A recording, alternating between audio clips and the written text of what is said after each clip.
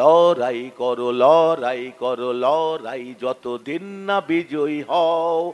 একবার হারো বারবার লড়ো, বারবার লড়ো বারবার, যতদিন না বিজয়ী হয়। কিসের ভয় দূর করে ফেলো যত সংশয়, এবার তৈরি হও। লড়াই করো লড়াই করো লড়াই, একবার হারো বারবার লড়ো, বারবার লড়ো বারবার, যতদিন না বিজয়ী হও। কিসের ভয় দূর করে ফেলো যত সংশয়, এবার তৈরি হও।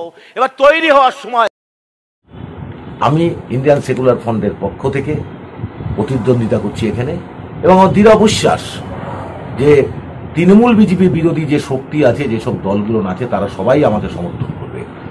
তাদের দলগতভাবে যদি কোনো বাধ্যবাধকতা থাকে, তা সত্ত্বেও আমার বিশ্বাস CPIM party, forward block, RSP, CPI, Congress, তাদের সমস্ত নিচুতলার কর্মীরা দুহাত ভরে আমাকে আশীর্বাদ করবে, এটা আমার দৃঢ় বিশ্বাস রয়েছে। আর এই বান্দাকে কোটি টাকায় কেনা যাবে না। তাহলে অনেক তো দল ছিল, অনেক পার্টি ছিল, কেন আপনি আইএসএফ প্রার্থী হলেন বা ইচ্ছা প্রকাশ করলেন আইএসএফ? আমি তো কোথাও প্রার্থী হওয়ার ইচ্ছাই প্রকাশ করিনি। তার 21 সালে দলটা তৈরি হয়েছে, পার্টিতে আমি জয়েন করেছি, পার্টি নেতৃত্ব দিচ্ছিলাম। আমি হচ্ছে পার্টির সংগঠক নেতা, এবং পার্টি আমাকে বিশ্বাস করেছে, দায়িত্ব দিয়েছে। অন্য কোন দল করতে পারতেন, আইএসএফ অন্য কোন দল মানে আপনি তো কোন কোন দল বলছেন? রাজনৈতিক দল, চোর ডাকাতের দল ধরুন। আর যে দলগুলো আছে সে দল নিয়ে পলিটিক্যালি কিছু অ্যানালাইসিস আছে, বিচার বিশ্লেষণের ব্যাপার আছে, এই পর্যন্ত। তো তৃণমূল বিজেপি কংগ্রেস এইসব দল করার কোনো এখন প্রশ্ন নেই এই বয়সে এসে, তো অনেক আগেই করতাম। এবং আমি বাম রাজনীতিতে বিশ্বাসী, এখনো বামপন্থায় বিশ্বাসী, আলো থাকবো পশুও থাকবো। এবং এটাও আপনারা দেখবেন যে আইএসএফ কোন দল। আমার আইডিওলজি লেফটিজম, নির্দ্বিধায় বলছি। আমি বামপন্থা থেকে, বামপন্থা মতাদর্শ থেকে, যেদিন থেকে ছাত্র রাজনীতিতে নেমেছি সেদিন থেকে বামপন্থা মতাদর্শ, আজও আমি বামপন্থী। তো আপনি প্রার্থী হলেন, তো বারাসাত বাসীর জন্য বা লোকসভার মানুষের জন্য আপনি কি বার্তা দেবেন? প্রথম কথা দেখুন, আমরা তো কেন্দ্রে সরকার করব না, বারাসাত বাসীর জন্য পার্লামেন্টে গিয়ে আমাদের এখানকার মানুষের কথা বলতে হবে। কার কথা বলতে? আমাকে তো শোষিত বঞ্চিত মানুষ পয়সা দিয়ে নির্বাচনে দাঁড় করাচ্ছে, তাদের পয়সায় আমি নির্বাচন করছি। তারা আমার দায়িত্ব দেয় এই অঞ্চলের মানুষের যে সমস্ত অধিকার থেকে তারা বঞ্চিত, তার কথা পার্লামেন্টে চিৎকার করে বলা এবং দাবি আদায় করে নিয়ে আসার, এটাই হবে আমার প্রধান কাজ।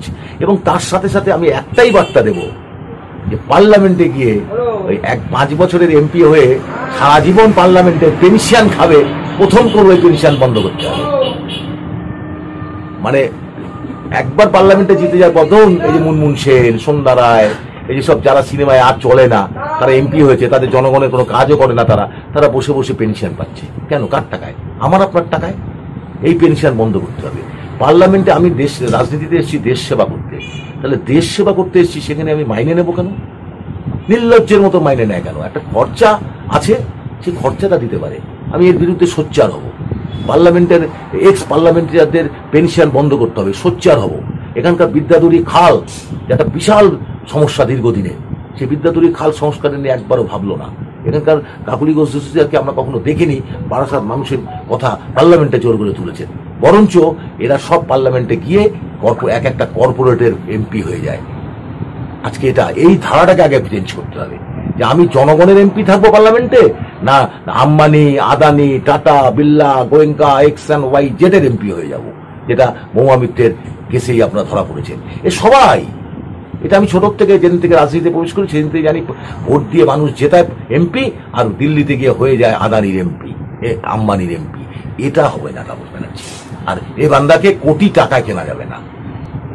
তাহলে এখন আপনি এটাই আশ্বাসবাদী যে বারাসাত থেকে আপনি জিতে পার্লামেন্টে যাচ্ছেন? একদম, কোনো কথা হবে না। কতটা ভোটে লিড দিতে পারবেন? আমি জ্যোতিষী না, গণক ঠাকুর না, তবে এইটুক আমি ঘুরছি, গ্রামেগঞ্জে ঘুরছি, আমার কর্মীদের সাথে বসছি, মানুষের যে দেখছি, তাতে খেলা ঘুরছে, এইটুকু বলতে পারি।